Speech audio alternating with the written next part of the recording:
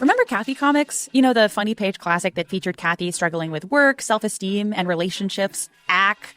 My name's Jamie Loftus, host of Lolita Podcast and My Year in Mensa, and I wanted to take a look back at Kathy Geiswit's day-to-day chronicle of American womanhood starting back in the 70s. And yes, I'll be speaking with Kathy herself. So listen to Ackcast by Jamie Loftus, that's AACKCAST, on the iHeartRadio app, Apple Podcasts, or wherever you get your podcasts. Forgotten is a production of iHeartMedia and Unusual Productions. Before we start, this podcast contains accounts which some listeners will find disturbing, but without them, the story can't be fully understood. Please take care while listening. Last time on Forgotten. I would run around the house and shout her name with all my strength. In the silence of the night, I felt she could hear me, so I would call to my daughter. The authorities have the responsibility for solving these crimes. They have not done this, and perhaps never intended to do it. I pick it up, and then all of a sudden, there's this electric saw sound coming in. They took my phone to try and see if they could trace that call, and they traced it back to Mexican military intelligence. Diana was disconcerted by that threatening call, but it wasn't immediately clear just how frightening it really was. How long after you received that call did your source trace it back? Within a month. First, I wasn't sure what to do with that phone call, and I casually mentioned to this officer, and he said, what, can we have your telephone to check it out? Is that true? Tracing that call back helped Diana understand that the threats against her were not idle. And then she got a visit. A friendly source came over one time to El Paso, and we met for coffee, and the source was told to convey to me, after this source met with 3 police officers in Juárez, municipal, state, and federal. And the message to me was not to bother to come to Juárez. All right. So I think that was a very good indicator that I needed to start backing away. Yeah. Diana tracked the escalation of the threats to starting to publish articles about the connection between the victims and the Echo computer schools. The computer schools suggested that some kind of network was involved in these crimes, and the threats suggested that the authorities might be protecting the network. But all of this time, the Egyptian chemist Abdel Latif Sharif had been languishing in jail, accused of being the serial killer and continuing to mastermind murders from jail. As far as the authorities and even some of the local press were concerned, the case was closed. Then, in 2001, something happened that made it clear the crimes were not just ongoing, but escalating. The Mexican press had decided that the big nightmare of the femicides had ended. And I remember one of the reporters in Juárez who had covered the murders from the very beginning, turning to me at a press conference saying to me, "Your problem, Diana, is that you do not believe that the Egyptian Sharif killed all those women and it's over. It's ended." All right? I just looked at him, and I started to think, well, perhaps he's right. Maybe it's over. And then a month later, 8 bodies are discovered. And everybody like, my God, this is like starting over again. For the first time in 5 years, a mass grave of women had been discovered in Juárez. And even Diana was shocked. I remember it was in El Paso at the time. There was a report about bodies had been discovered, women's bodies had been discovered. This is horrible. Not only is it just one more murder, it's 8 bodies planted in one place. What is happening to our young ladies? The horrific discovery at the cotton field came at a time when Diana still believed it was safe for her to travel to Juárez. So as soon as she heard about it, she jumped in her car and headed for the border. First of all, I had to figure out where this place was. I imagined something on the edge of the city. And so when I got directions and I saw where this graveyard was located, I said, I can't believe it. It's in the middle of the city. And across the street is the Association of Maquiladoras, the organization that represents all the assembly plants in Ciudad Juárez. It's in the middle of a very active commercial zone next to housing development. I just couldn't believe it. Somebody has to have seen something. Why choose this site to literally dump 8 bodies of women? This was November 2001. Just 9 months earlier, in February, Lily Alejandra had been abducted and murdered. And because of the witnesses and the physical evidence from the autopsy, Diana believed there were enough leads to finally solve the murders. That didn't happen. But now there were 8 bodies in a well-trafficked part of town known locally as the Cotton Field, just 2 miles from where Lily Alejandra's body had been found. The Cotton Field discovery ignited a global interest in solving the murders. ABC News did a special edition of 2020, and the eyes of the world were on Juárez. The Cotton Field murders presented an opportunity for the authorities to conduct a good and thorough investigation that leads to the killers, solve these cases and maybe prevent more. I'm Oz Voloshin. And I'm Mónica Ortiz Uribe. This is Forgotten, the women of Juárez. Voy a crear un canto para poder existir, para mover la tierra, los hombres y sobrevivir. Yo no nací sin causa, yo no nací sin fe. Mi corazón pega fuerte para gritar a los que no sienten, así perseguir a la felicidad.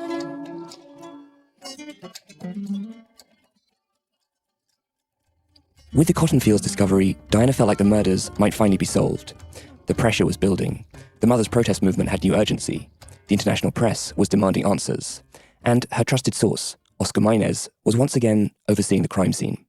I mean, if you have 8 bodies in an area, you cannot deny seriality in these murders. It's not a chance that they appear 8 bodies next to each other, you know. Had you ever seen anything like that when you stepped out onto this cotton field and saw the bodies? Well, I've seen many bodies, not in the same area. For me, it was a highly organized crime. You can see it. And when you're talking about organization, you're talking about a group. If you have a group, you have a leader, you have a hierarchy, you have resources. So this is not like a lone wolf or a couple of kids. When Oscar first began overseeing the autopsies of young women in Juárez, he believed that a serial killer, in the vein of a Ted Bundy, was responsible. But after Lilia Alejandra's autopsy, he began to suspect something more organized, perhaps even a group. We drove out to the cotton field with Oscar to learn more about a crime scene that seemed to confirm his theory. It's surrounded by hotels, businesses. It's close to the New American Consulate. We have some commercial businesses next to it. Were you very shocked when you heard where these bodies were? Yes, because I was expecting to find the bodies on the outskirts of the city, not in the middle of the city. So there was this dry dish, and there were 3 bodies positioned in line. And then we started just looking around, and then we started lifting rocks, and then we found 5 more bodies. Those were buried. They were not out in the open. Oscar had been sounding the alarm, and now multiple bodies had been discovered in a single location. He was determined to make sure the forensic work was unimpeachable, to demonstrate once and for all how these crimes were connected. It was like archaeology, with brushes, slowly clearing the dirt in order to preserve the skeletons. Because when you have just skeletons to work with, you need to look at every aspect, every lesion of the body to try to determine the cause of death. So. And then how long did that process take, like an hour? No, this take a couple of days, night and day. How did this discovery compare to, say, the discovery of the body of Lilia Alejandra? Well, the case of Lilia Alejandra, it was the same pattern. I believe those cases were related. Same people killed her. This was a bombshell to me, Mónica. I mean, Lilia Alejandra's autopsy had suggested all these leads that weren't properly followed up on. And here you have this crime scene that suggests Oscar and Diana were absolutely right to insist on the importance of Lilia's case. How did the crime scene first emerge? It was a Tuesday morning, November 6th, 2001, and there was a man who worked as a bricklayer. He was taking a shortcut across a vacant lot not far from a main intersection in a commercial area of Juárez. And he told the local newspaper that he smelled something funny and went in for a closer look. And that's when he saw the body of a woman. And so he goes and he alerts the police, who show up and find 2 more bodies. By the time the forensic team is on the scene, there's a total of 8 bodies. They show various stages of decomposition. Some look like they've been dead for perhaps a couple of weeks, and others for as much as a few months. And one of the bodies is naked, except for a pair of torn white socks. And just like the other cases before, her hands are tied behind her back with shoelaces. It appeared that this body had been kept in cold storage. The fact that it's a place which people pass through often, and then all of a sudden this guy finds the bodies, it feels like they probably weren't there all along. Right, someone would have noticed them. The fact that they show up all at once, kind of points to the strong possibility that they were placed there at the same time. And what do we know about who these 8 victims were? Yeah, so the first body that the bricklayer discovered was identified as 15-year-old Esmeralda Herrera Monreal. Esmeralda's family came from the state of Zacatecas. Her mom worked at a Phillips factory in Juárez. And Esmeralda, at the time, she was saving up money for her quinceañera. To save up money for this party, Esmeralda starts working as a housekeeper. And like so many others, she goes to work one day and is never seen again. Diana interviews Esmeralda's mother, Irma, at some point. And one of the eerie details that surfaces from that interview is that an echo recruiter had stopped by their neighborhood and left them a brochure at their house. some of the connections between these women are chilling, uncanny even. Another woman who's identified from the cotton field is a 20-year-old woman named Claudia Yvette Gonzalez. And Claudia worked at a maquila owned by Lear Corporation. So the day Claudia went missing, she showed up to work a few minutes late, and the factory turned her away. After that, she was never seen again. You have all these details that point to a connection, that point to an organized network behind these killings. We'd heard about the shoelaces from Lili Alejandra's autopsy. We'd heard about the connection to the Echo computer schools.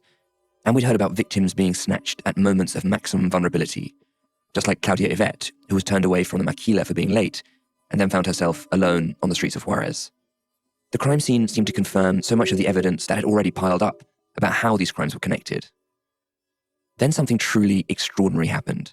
Just days after the bodies were found, 2 suspects confessed to all 8 murders at the cotton fields.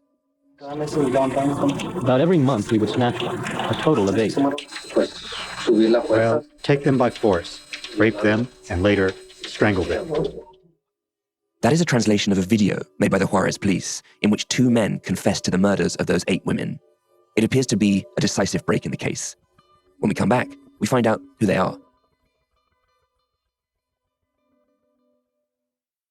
Pee Wee Gaskins Was Not My Friend is a new true crime podcast from iHeartRadio and Doghouse Pictures.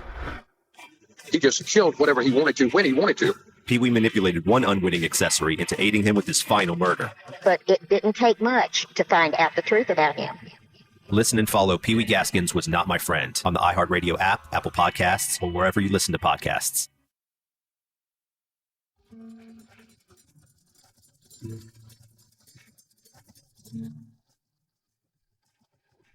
After the cotton fields mass grave was discovered, 2 men confessed to the murders.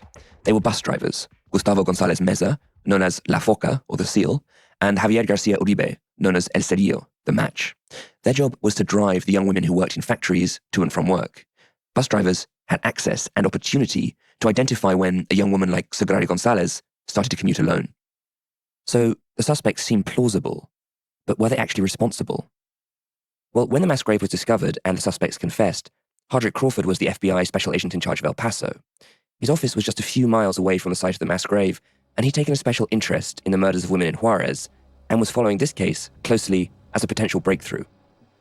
You could sense that the pressure was mounting. Political pressure, public pressure, international pressure. The families and relatives and friends of the disappeared women, they were loud. Those women would hold marches, mourning the deaths and drawing attention to that. That was huge. There was a crescendo, it was building. The international community was fully aware. So the pressure must have been enormous on the other side of the border, politically. It was in this context that the Office of the Attorney General, known as the PGR, produced 2 suspects. I remember the PGR announced they had made arrest. The bus drivers. The bus drivers, that's them.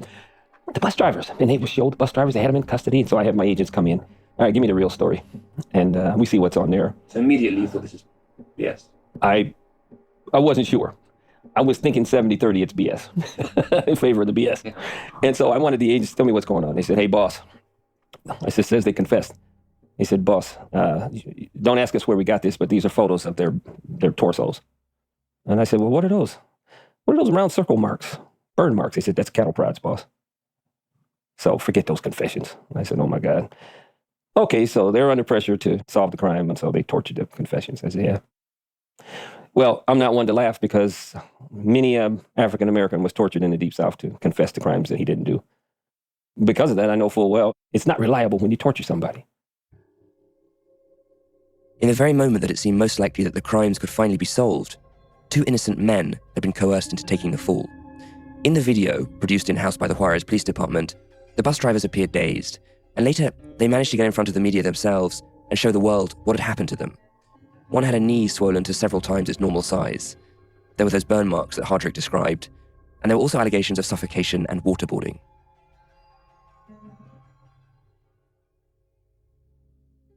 So a few years before Mónica Sharif had been pinned with these crimes, why did the authorities go to such lengths with the bus drivers?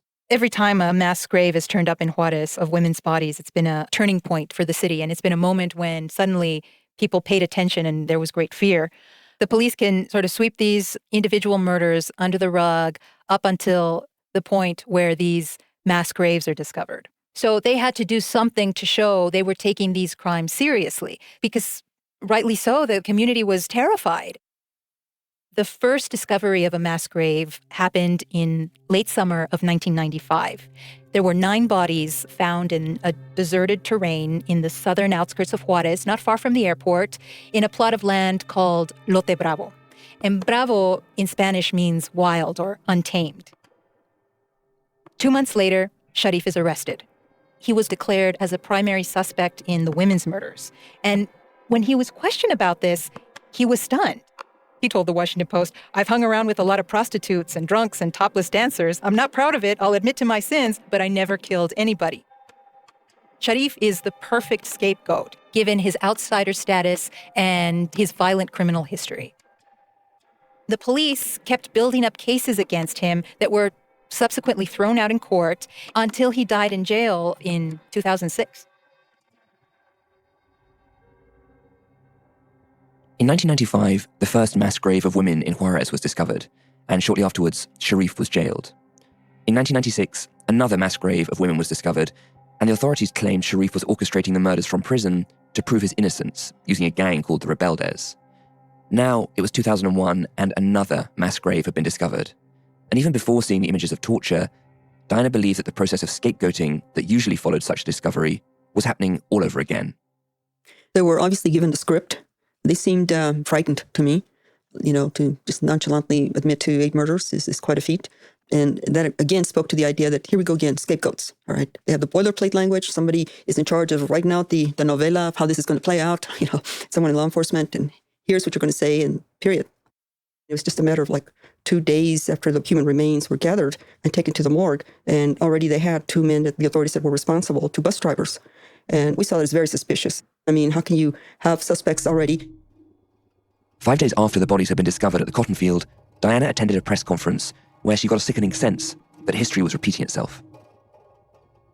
One of the reporters from Juárez asked the state attorney general, Jesus Chito Solis, "Hey, is it possible that Sharif is involved in these murders too?" And he turned to the rest of the reporters, the state attorney general, and said, "We're looking into that. Here we go again. They have the perfect scapegoat. He's been in jail this whole time, and they may try to find a way to link him to these bus drivers, and then the bus drivers, of course, to the 8 murders of these young women." One of the things you can't fail to notice in Juárez is buses. Often repurposed American school buses, which are everywhere and which are used to transport maquila workers to and from their jobs. Monica, when you and I went to downtown Juárez, we went to Mina Street, which is where many of the young women were last seen alive, but also the central bus exchange in Juárez. So it's easy to see how bus drivers might have had the access or the opportunity to kidnap, abduct, and kill women.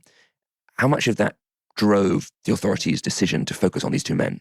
There is evidence to support the notion that the victims were scouted and selected. In the same way, it appears the scapegoats were also scouted and selected because they themselves had vulnerabilities that made them less able to defend themselves. And why bus drivers? Well, it so happened that before the cotton fields, a woman had survived an attack by a bus driver on her way home from work. And so bus drivers were already seen as an enemy in the public's eye.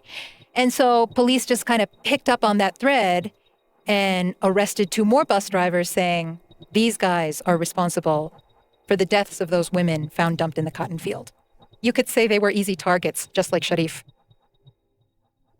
We don't hear as much about the individuals who are falsely accused of committing the crimes. And one of those who was accused was the bus driver named Javier Garcia Uribe. No relation to me. I went digging through news archives around the time they were arrested, and I came across this article written by a reporter named Minerva Canto, and she traveled to Juárez and spent several days with the bus driver's wife. Her name is Miriam Garcia. The couple, they have 2 children, and so one night in 2001, all of a sudden, they are surrounded by armed men whose faces are covered with Halloween masks, and they threaten Javier, Miriam, and their 2 kids, and eventually take Javier, stuff him in a car, and take him away. While Miriam protests, but she's really helpless to do anything, these men are armed. She spends the next 3 days desperately searching for her husband, just like the mothers are searching for the daughters. The next time that Miriam sees her husband is on television, confessing to the murder of these 8 women who were found in the cotton field. Miriam, just like Paula, she's desperate to come to the rescue of her husband, who she firmly believes is being scapegoated. On one of the governor's visits to Juárez, she manages to push her way to the front of the crowd and denounces her husband's arrest and pleads with the governor, show me one shred of evidence to prove my husband's guilt. And she's surrounded and moved away from the governor. Just the brazenness by which this is all playing out that inspires this passion and these rage and these loved ones that are like, how dare you, and they call him out in these very passionate public ways. All of this scapegoating raises a very serious question. Why would the authorities do it? Were they trying to protect the real killers all along? And if so, how could the killers have so much power over the authorities? When we come back, we hear from Oscar Maynez about some strange details of the cotton field crime scene that reveal the extent of what the killers might be capable of. And Hardrick Crawford takes the case to the very top of the FBI. What are the shadow people in Hatman? I've received thousands of reports of these beings from around the globe. I'm Heidi Hollis, and I'm the author who first named and defined both of these beings. I'm also an experiencer and therapist, and now I welcome you to send me your stories on anything from the demonic to the divine for help or insight at HeidiHollis.com. So together, each week, we'll discover how many experiences are connected as we journey on my new podcast, The Darker Side of Life, to help open up your life into the light.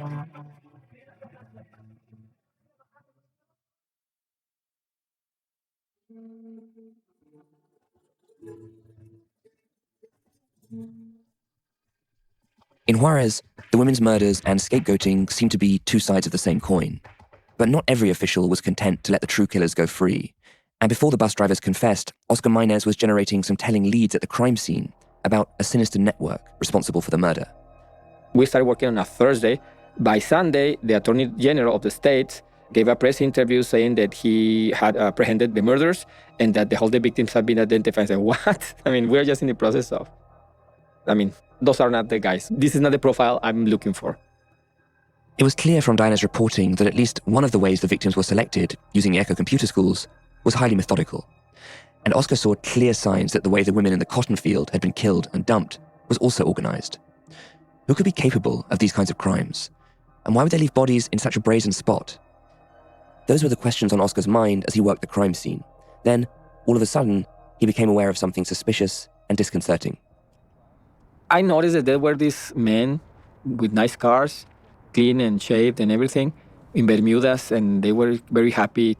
They seemed suspicious. These people were too quickly to arrive there. And if you had to guess who they were? These people, they don't have like a 9-to-5 job and it's like... So I don't know. The fact that these sharply dressed men could turn up to the crime scene suggested they didn't have an office job or a factory job. And Oscar wanted to know more about who they might be. I took pictures with a telescopic lens and I took the photographs of the license plates. Like I said, they are leads that you follow.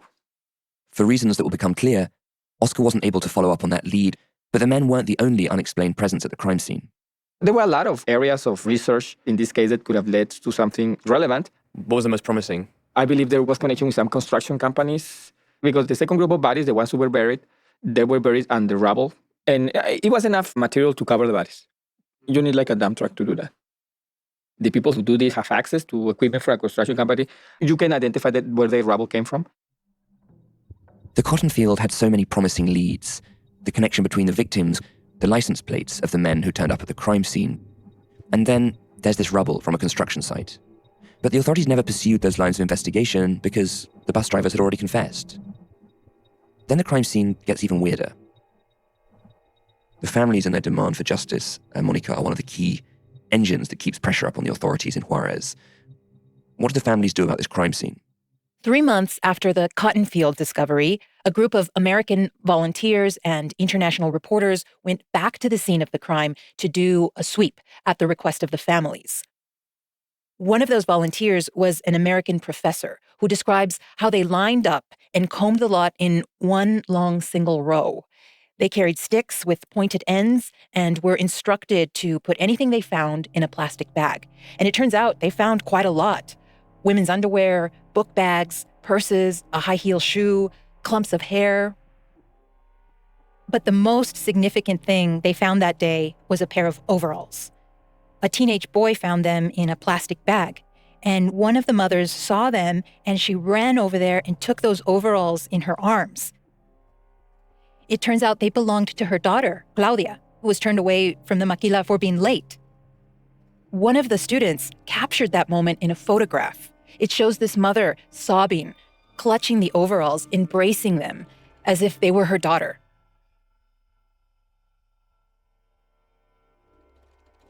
What's odd about this sweep is that it happens 3 months after the bodies were discovered. And nobody has been able to explain how those items got there, especially the overalls, and how they could have been there this whole time without anybody discovering them sooner.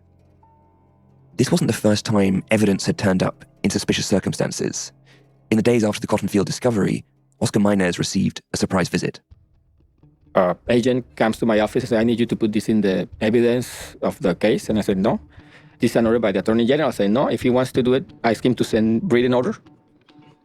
Oscar was being asked to plant evidence by a state official, and he was pushing back. What evidence was he asking you to plant? Apparently, there were drugs and probably hairs. I didn't even open the bag because when the Attorney General gave the press conference, he said that these bus drivers were drug addicts, and they have found evidence in the van that the girls have been abducted there with the van. I believe it was drugs and then some kind of evidence connecting the disease to the vehicle. Whoever it is who doesn't want the truth of these murders to come to light won't stop at death threats or even torture. They also seem to have some sort of sway over the police and the Attorney General's office. And Oscar's resistance wasn't going unnoticed. I mean, I received threats. I was careful. I didn't went to at night. During that time, I'm just, But I didn't study or prepare to plant evidence. You know what I mean? It's like... But Oscar, the way you tell this to us, you say it como que very nonchalantly. Well, at that time, I was very angry. I don't tend to get scared. I tend to get angry. So I was very angry. When you're angry, you don't stop to think clearly of the consequences. Why was it important to you to put your job, at the least, and at the most your safety on the line in this particular case? I mean, that's because my job is to get to the truth of the case. And also, if we're talking about a serial killer or killers or a group acting in this way, if you close the case with a scapegoat, this is not the end of it. I mean, it's going to continue and continue and continue. But the order was coming from a powerful place. And when you don't obey those who are politically powerful, you tend to suffer the consequences. Yeah, I had to. I quit. I tried to protect the file. When the file went to the judge, it's more difficult to manipulate. That's when I decided to present my resignation letter. But like I said, I was out anyways. It was a matter of minutes, probably. Oscar held firm, not just because of principle, but for very practical purposes. He knew the bus drivers would have to be tried, and he wanted to make it as hard as possible to secure a conviction, hoping that that would force the authorities to lead a real search for the guilty parties. If you see the file, the original file, there is not a single evidence that connects the bus drivers to the crime. There is no evidence that the victims that the state says the bodies belong to. There's no proof of that. And the only proof you find is that these guys were tortured. That was the fact, even though it was clearly a case that was manipulated by the state. Even though Oscar was essentially forced to resign within days of the discovery of a crime scene that he felt could finally have exposed who was killing the woman in Juarez, his protection of the bus driver's file, his refusal to plant evidence, was consequential. It made the state's case much harder to prove, especially when a prominent father and son team of lawyers, Mario Escobedo Sr. and Jr., took them on as clients. Here's Diana again. They were probably the first lawyers to be so open about what they understood about the femicides in Juarez. And they started to mention that there were people getting away with murder. But this resistance to the official narrative brings heat. Mario became aware that he was being followed. He called his father on a cell phone and said, help me. Meanwhile, across the border in El Paso, Roderick Crawford couldn't believe what he was seeing, and he was more determined than ever to do something about the crimes. I'm stunned and amazed at the response of our colleagues in Mexico to an enormous crime, a mind-numbing crime. Roderick couldn't intervene directly in the affairs of another sovereign nation, but in 2002, he visited the J. Edgar Hoover building in Washington, D.C., because he wanted to get approval to keep digging from his boss. Robert Mueller? Oh, yes, Director Robert Mueller. And I was in the director's office on the 7th floor.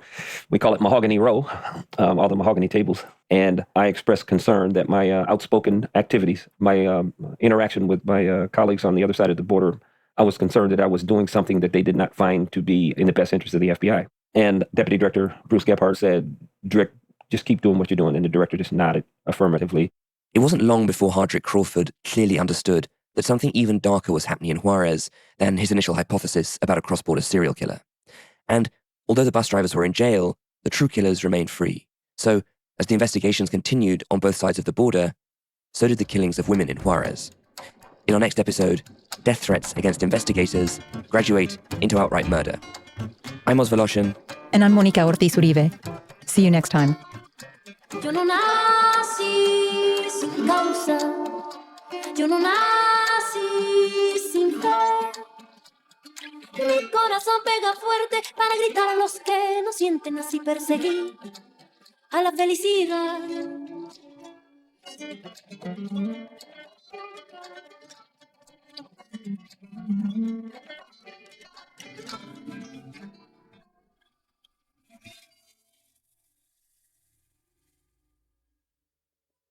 Forgotten, The Women of Juarez is co-hosted by me, Mónica Ortiz Uribe. And me, Os Voloshin. Forgotten is executive produced by me and Mangesh Hatikila. Our producers are Julian Weller and Katrina Norvell. Sound editing by Julian Weller and Jacopo Penzo. Lucas Riley is our story editor. Caitlin Thompson is our consulting producer. Production support from Emily Marinoff and Aaron Kaufman. Recording assistance this episode from Melissa Kaplan. Music by Leonardo Heiblum and Jacobo Lieberman. Additional music by Aaron Kaufman. Special thanks to Cecilia Bailly and Minerva Canto, whose research and reporting contributed to this episode.